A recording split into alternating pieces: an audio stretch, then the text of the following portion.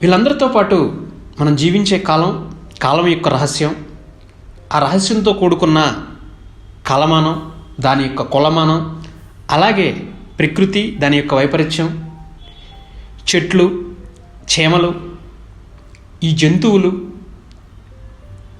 సంధ్యా సమయం, పగలు రాత్రి, సూర్యుడు చంద్రుడు, ఐ మీన్ టు సే పంచభూతాలు, వీటిలన్నిటితో పాటు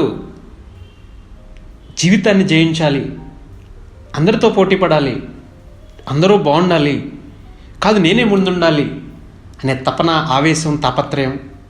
ఇలా కాలం గడుస్తుంటే మనిషి యొక్క జీవన విధానాన్ని రాసేటప్పుడు ఆ రచయితకి ఎంత ఆవేదనో, ఎంత ఎమోషనల్ బాండింగ్ ఉంటేనో, ఎంత తప్పిస్తేనో ఇలాంటి పాత్రలు బయటకు వస్తాయి.